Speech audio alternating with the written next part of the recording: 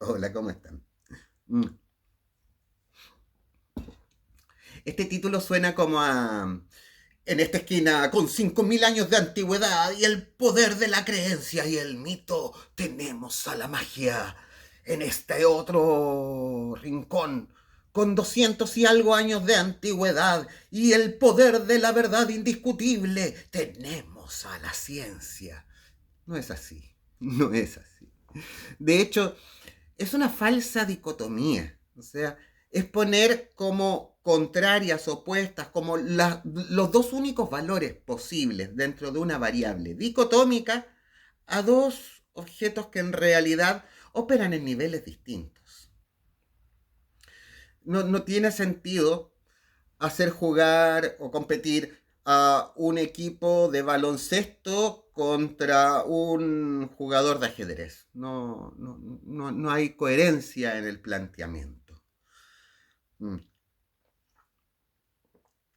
Y de hecho, podríamos situar a ambos, en cierto sentido, sí, dentro de un mismo cuadrilátero, si asumimos a la ciencia como un mito.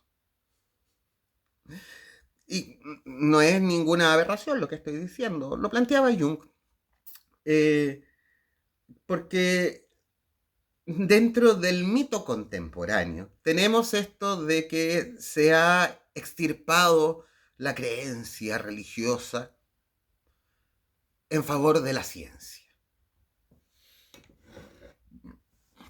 De hecho, de hecho, como cuando uno habla de estos temas, el canon académico sería la rama dorada de Fraser, ¿verdad? Para los que sean fan de ese libro, les recomiendo leer las críticas que hizo Wittgenstein. La rama dorada, el original, son en realidad 13 tomos, cada uno así de grueso.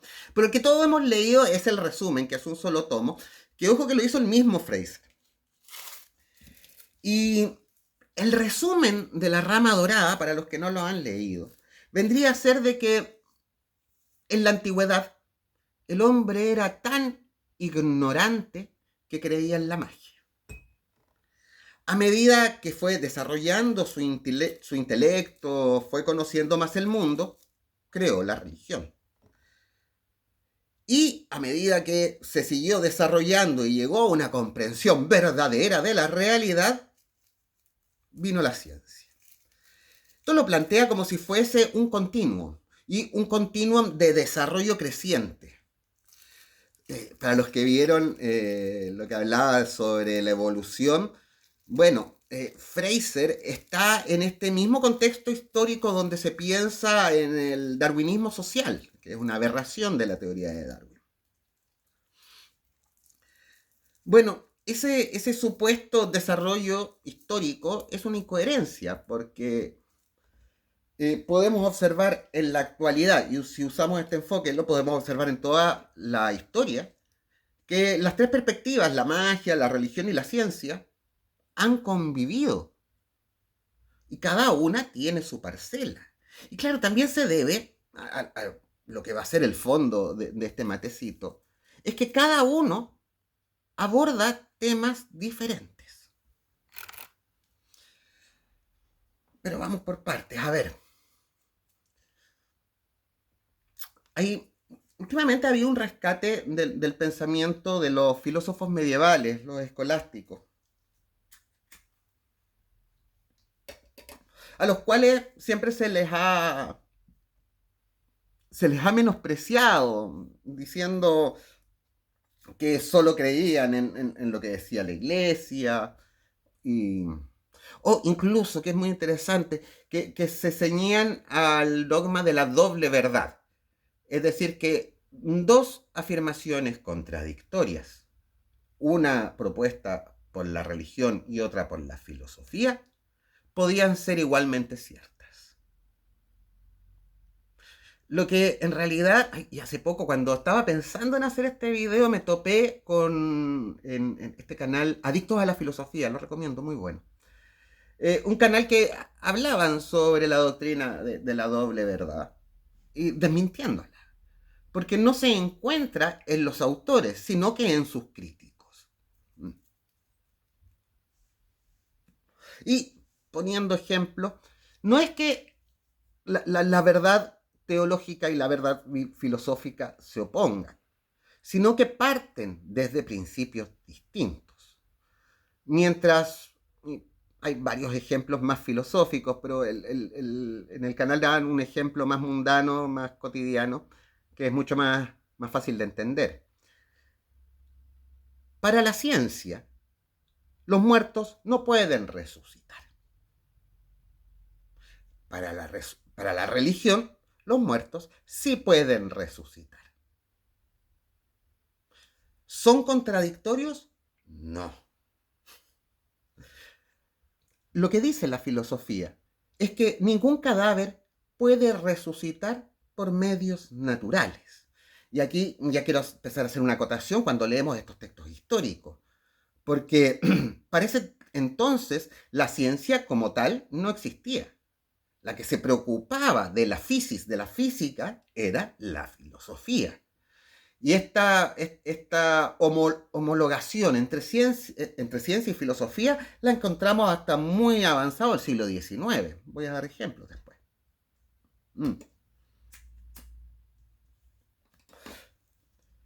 Que el filósofo diga que el cadáver no puede resucitar, lo dice porque no hay medios naturales para que eso ocurra. Cuando la teología dice que los muertos pueden resucitar, no está diciendo que los muertos puedan resucitar por causas naturales. Esa resurrección ocurre como un milagro debido a la intervención divina, algo que está más allá de las causas naturales. Es decir, el mismo tema que estamos poniendo, la posibilidad de la resurrección, es entendida desde dos enfoques distintos, no contradictorios, distintos. Y uno no niega al otro. Hacerlo sería intentar reducir toda la realidad a una sola visión. Y la realidad es algo mucho más complejo. Cualquiera que intente reducir todos los fenómenos que existen a las explicaciones que da una sola forma de entender, está realizando una reducción de complejidad que puede entregarle tranquilidad, pero que no refleja las cosas tal como son.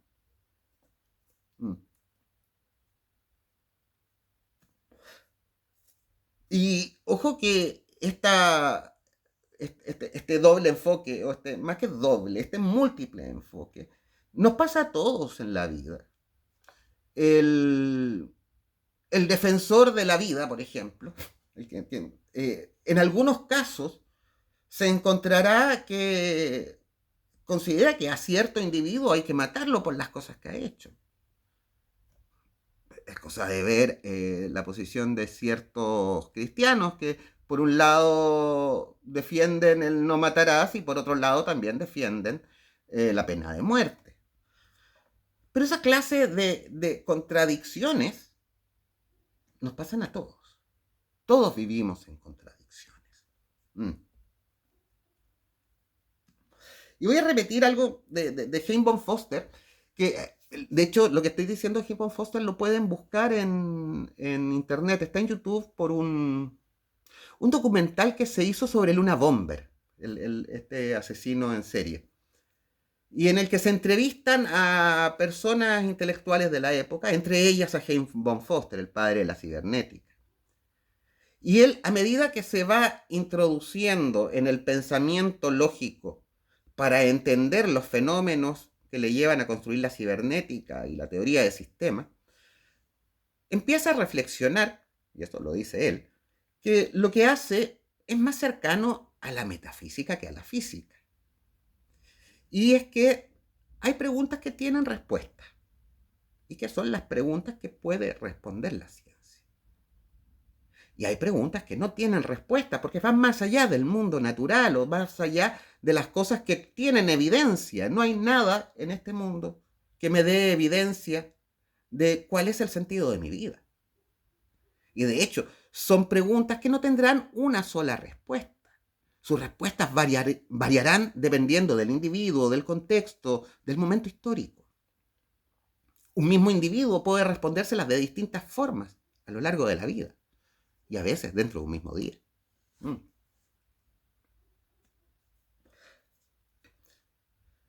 Además que cuando uno lo ponen como en este round de magia versus ciencia, como que te obligan o dan por supuesto de que si uno se dedica a la magia, a la espiritualidad, a la metafísica, está en contra y niega la ciencia. No hay nada más incoherente. Y prueba de ello es otra aberración que ocurre. El hecho de que en el último tiempo especialmente se estén metiendo a la fuerza y de forma espuria e incoherente conceptos científicos para explicar cosas propias de la espiritualidad. Mm.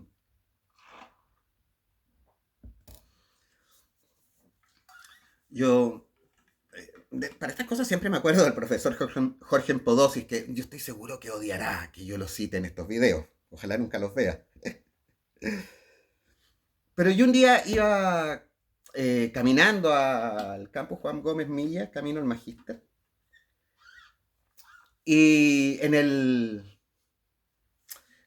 kiosco me encuentro una portada de diario, en la tercera me acuerdo, y que en una esquina decía, como portada de diario, eso me parece terrible además, descubren el gen que es activado por el yoga. Casualmente el profesor, que él participó en el proyecto Genoma Humano, y que él decía, nos gastamos no sé cuántos millones, lo decía, en este proyecto, para darnos cuenta que en realidad nos sirve de muy poco. Porque más importante que la, entre comillas, información genética, terminan siendo otros fenómenos, que hoy en día componen lo que se llama la epigenética. Pero claro, la gente le gusta esos reduccionismos de que no, hay un gen que a ti te hace ser alcohólico, hay un gen que a ti te hace ser depresivo, hay un gen que a ti te hace ser brillante, hay un gen, esa causalidad arbitraria que uno no la va a encontrar en ningún documento científico. No hay ninguna publicación científica que afirme una barbaridad de esa calaña. Mm. De hecho, por ejemplo, hoy en día en las neurociencias que están tan de moda, ¿no?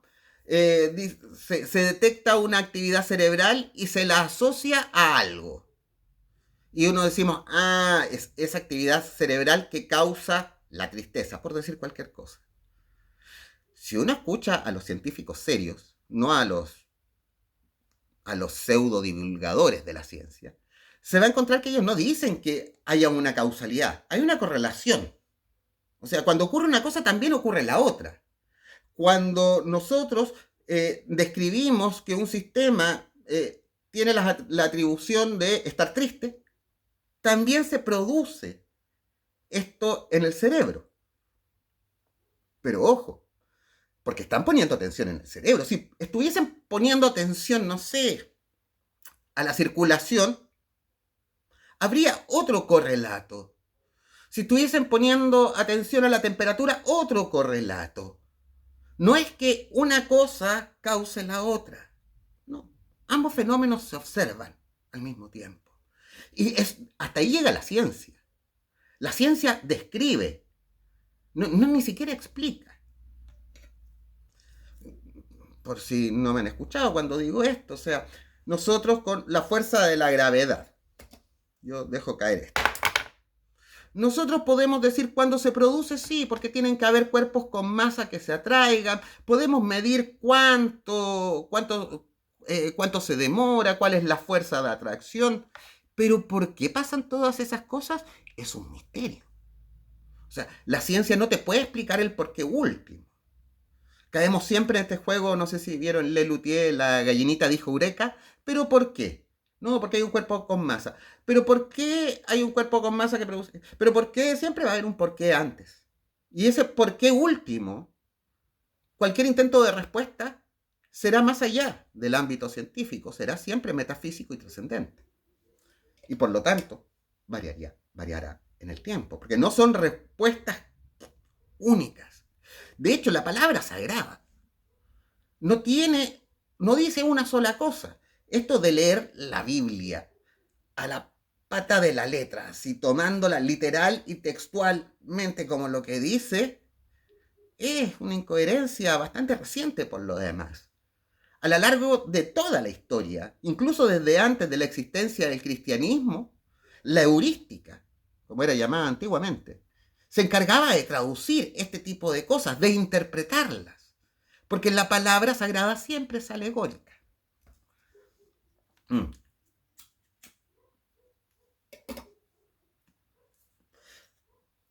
Bueno, hay intentos que los encontramos a mediados del siglo XIX y a principios del siglo XX de entender la magia como algo que aúna metafísica y física, como ciencia y religión fusionadas. De hecho, cuando leemos las definiciones de Eliphas Levi, él utiliza como sinónimos filosofía y ciencia. Crowley define a la magia como algo que es al mismo tiempo una ciencia y un arte. Pero todas estas cosas, todas estas definiciones, tenemos que entenderlas en su contexto histórico. O sea, ¿qué es el arte a principios del siglo XX? Es lo mismo que para nosotros hoy en día. Primer cuarto del siglo XX, Duchamp va y en un museo planta un urinario como una obra de arte. Hoy en día hasta bromeamos al respecto. Hay memes así, ¿cómo se llama esa obra de arte? Eso es un extintor. Oh, qué nombre más profundo. Hay hasta memes al respecto para bromear, porque entendemos de que ese tipo de expresiones o formas artísticas son parte de lo que uno puede entender dentro de ese ámbito. Pero a principios del siglo XX, cuando Duchamp con el dadaísmo hace ese tipo de intervenciones, era algo totalmente rupturista e impensable. Luma, cuando intenta definir al sistema del arte, dice que antes era bastante más simple porque tenía un código claro. Lo estético o lo no estético, si era estético era arte. Y claro, lo estético es entendido como aquello que es bello. Pero hoy en día esa exigencia de belleza no es un criterio que sea necesario para definir algo como arte. Bueno,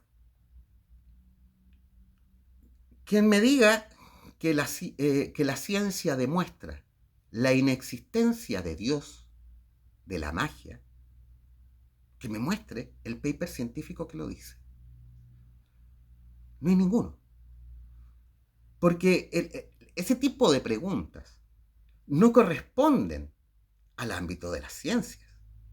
No corresponden a algo que pueda ser respondido mediante sus metodologías. La existencia o inexistencia de algo dependerá de una ontología. La ontología es la rama de la ciencia que se pregunta acerca de lo que es. No hay ninguna rama de la ciencia que se encargue de eso. Pero claro, con esta mala divulgación científica que hay hoy en día, nos encontramos con gente diciendo, no, es que hay no sé cuántos científicos que afirman que existe la vida extraterrestre. Por lo general son físicos. Y bueno, la física no puede responder preguntas acerca de la vida, porque de eso se encarga otra ciencia, la biología. Pero el físico se siente con la autoridad para decir públicamente este tipo de cosas, pero jamás la va a decir en un artículo científico, porque no hay cómo, no hay forma de que sea validado para entrar en una publicación científica, que es donde se hace ciencia, no en las redes sociales, ni en los artículos de divulgación o en los documentales del History Channel. La magia opera en un ámbito totalmente distinto. No hay forma de que la ciencia pueda responder a preguntas que no tienen evidencia material que puedan entrar a un laboratorio. Y de la misma forma, la magia, la espiritualidad, no puede responder a cosas que puedan ser demostradas científicamente, porque son preguntas que tienen una respuesta concreta y material. Cuando uno se está preguntando sobre la espiritualidad, sobre aquello que está más allá de la física, está buscando aquello que excede ese tipo de explicaciones. De hecho, cada avance científico que nos explica más sobre cómo funciona la realidad en su manifestación material, nos ayuda a nosotros, los que estamos preocupados de la metafísica, porque sabemos que eso ya no es un tema del que nos tengamos que preocupar. Nos permite ir acotando mejor nuestro abstracto o indefinible objeto de estudio.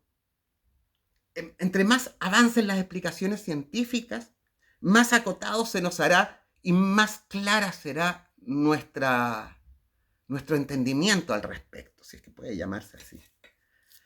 Tendremos más claridad sobre esa experiencia. Por ejemplo, la ciencia hoy te puede explicar el amor. Eso es mentira. Eso es mentira. La ciencia puede describir los correlatos fisiológicos que ocurren mientras nosotros amamos, pero no explica el amor. Si fuera así, existirían manuales de amor y no canciones ni poemas de amor.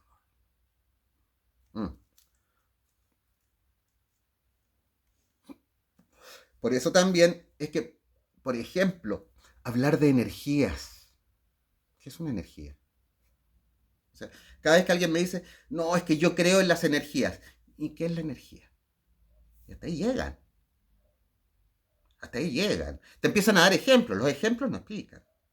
¿Qué? Estamos hablando de energía lumínica, energía calórica, energía... Porque podemos entender la energía ya sea como un potencial de trabajo. En realidad, y me gusta mucho la definición física de la energía, porque es aquella cantidad que se mantiene en una ecuación luego de una traslación temporal.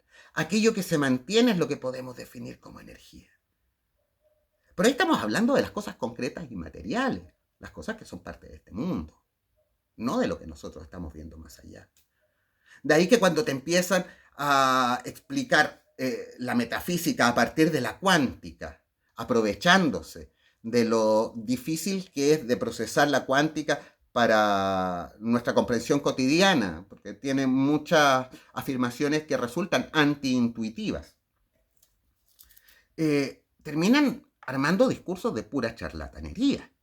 Es decir, no, es que el entrelazamiento cuántico, es que dos partículas están conectadas más allá de... Así que sí, pero eso ocurre única y exclusivamente en el ámbito de lo más que microscópico, de ese mundo que tan minúsculo que no podemos ver, percibir y que no tiene, de hecho, ningún correlato en nuestra experiencia cotidiana.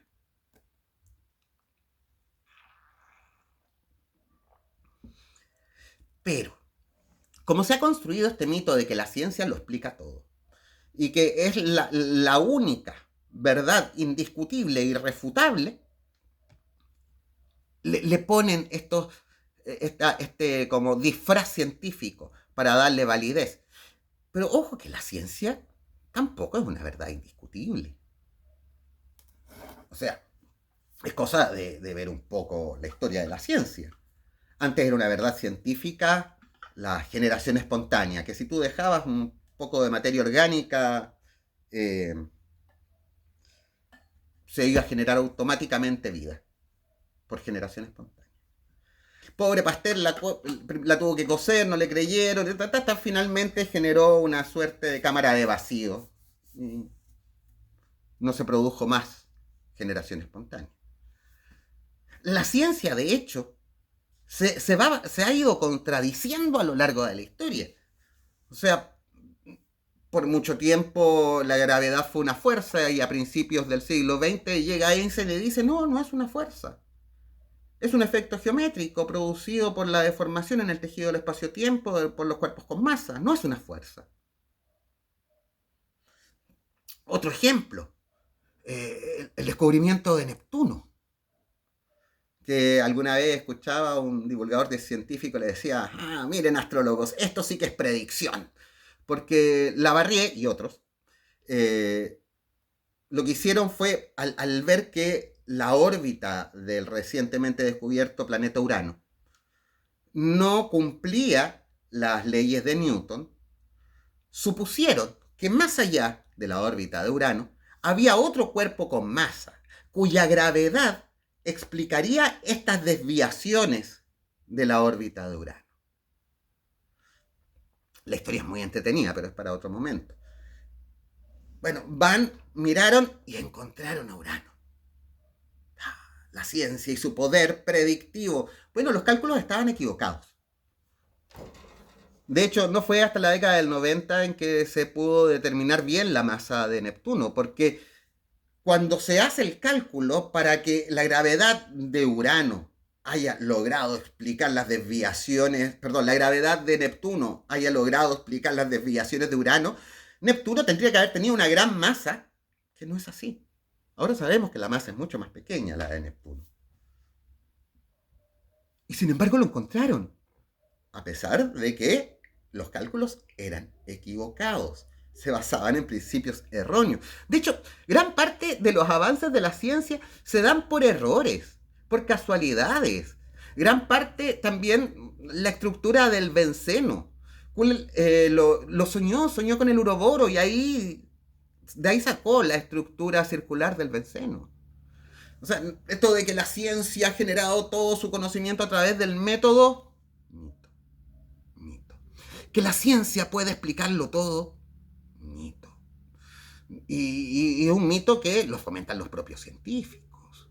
Es cosa de ver, el profesor Massa la otra vez salía explicando que sería una estupidez que no hiciésemos el cambio de hora. Bueno, si uno va y le pregunta a cualquiera de los cronobiólogos, o sea, los científicos que se han especializado en cómo los cambios con respecto a la luz y la hora afectan nuestros relojes biológicos y ello afectan toda nuestra fisiología, están en desacuerdo. Pero el profesor Massa aprovecha la tribuna televisiva para pasarse por cierta parte a la ciencia y hacer esas afirmaciones.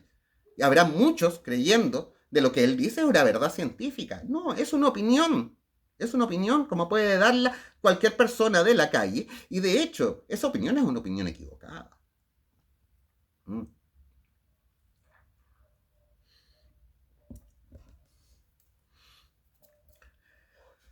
Y de hecho, encontramos muchos casos de eso en la ciencia.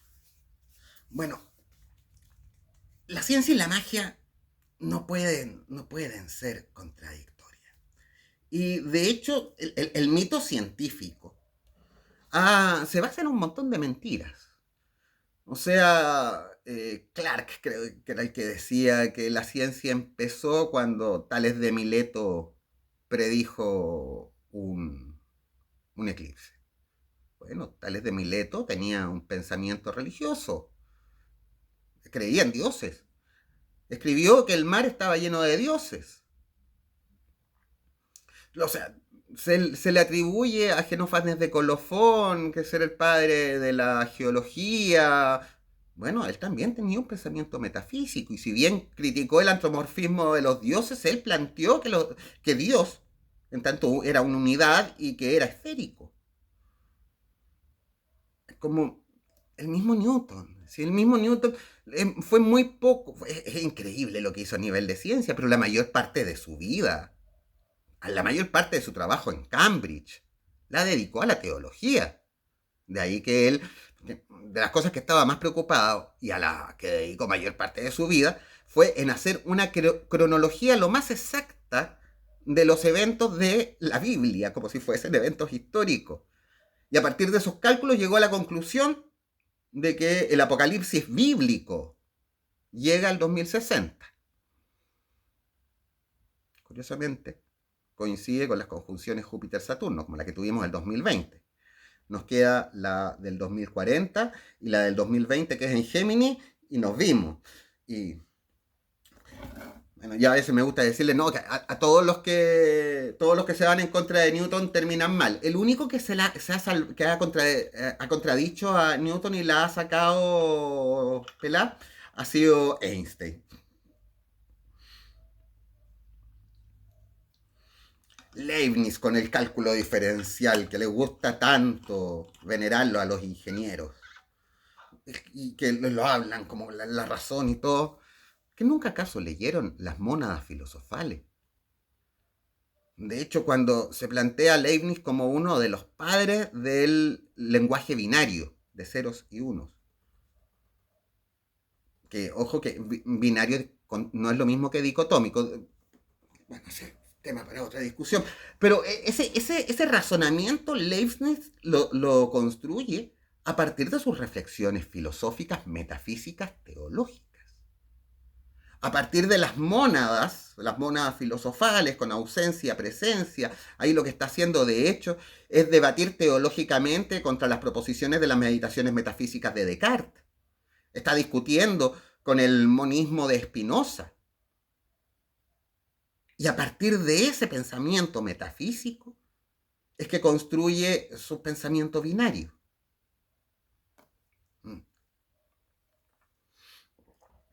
Y es que el pensamiento metafísico, la religión, la magia, es algo que se hunde en la historia de los tiempos. En cambio, el conocimiento científico es algo que tiene con suerte 200 años de antigüedad. Yo, así como siendo generoso, acostumbro tirarlo a 250 años. Y que en estos 2 siglos y medio de existencia se ha ido modificando increíblemente. De hecho, hoy en día, como cada vez se le dedica menos recursos a la investigación en ciencia en general, pero especialmente en ciencia pura, los científicos se han visto obligados a explicar para qué van a servir sus investigaciones. Y que eso no es un principio científico. La tecnología hace eso. Buscar conocimiento para resolver problemas, tecnología. La ciencia busca responderse el cómo funcionan las cosas que no entendemos cómo funcionan. Así que ¿cómo decirle? Esta determinación funcional tecnológica de las ciencias nos está dejando sin ciencias puras, alejándonos de sus posibilidades y sus potenciales de conocimiento y descubrimiento. Hay que ver todavía, la ciencia es muy joven y hay que ver cómo se desarrolla. Yo tengo la esperanza de que en algún momento se encauce a su origen y se genere la diferenciación funcional necesaria entre tecnología propia de los ingenieros y ciencia, que es propia de los científicos. De hecho, la mayor parte de los que vamos a encontrar como defendiendo el cientificismo son más tecnólogos, son ingenieros, no científicos. Curiosamente, entre mis alumnos y mis clientes a los que atiendo por tarot astrología, tengo más científicos de verdad, o sea, de los que hacen investigación y publican en medios científicos, que ingenieros. También tengo ingenieros, pero tengo más científicos. Porque el científico tiene esta capacidad de entender de que él se aboca a un tema de investigación y que eso es sobre lo que sabe. Y que eso no tiene que ver con los temas que yo toco. Estamos en canchas distintas, jugamos con reglas distintas. Por lo tanto, no hay una oposición entre el pensamiento mágico, el pensamiento religioso y el pensamiento científico tecnológico. De hecho, para tener una comprensión plena de la realidad, son necesarias ambas visiones. Y el que niegue alguna de las dos se está quedando con una parcialidad y está generándose un sesgo. Y el que las mezcle espuriamente y crea que logra combinar agua con aceite, se está creando una confusión en la cabeza que no llega a ninguna parte. Pastelero, a tus pasteles. Al César lo que es del César. ¿Está? Lo sabemos por todas partes. Así que no caigamos en en estas falsas dicotomías que en el fondo lo que buscan es también una cuestión ético-moral. ¿Sí? No hay un trasfondo científico en los ataques de los científicos que dicen, no, ustedes son pseudociencia. Existimos de antes que la ciencia. Así que no podríamos ser pseudociencia. Todos estos pensamientos son mucho más antiguos y nuestros debates son mucho más antiguos los que ellos se están planteando. Son cosas distintas. Así que no caigamos en confusiones que aumenten la violencia a nivel social y que generen parcelas incoherentes dentro del ámbito del conocimiento. Todas las distintas perspectivas nos ayudan a enriquecer nuestra visión sobre la comprensión de un fenómeno que es de extremada complejidad. El hecho de que estamos aquí y ahora, que es la única verdad irrefutable. Sí, estos temas, como yo me paro acá a hablar, a matear, sin guión, estoy dejando muchas cosas en el tintero, lo sé, lo sé. Pero en el futuro retomaré cada uno de estos temas y profundizaré en ellos. Te doy las gracias por estar viendo estos videos y nos vemos en un próximo matecito. Hasta la próxima.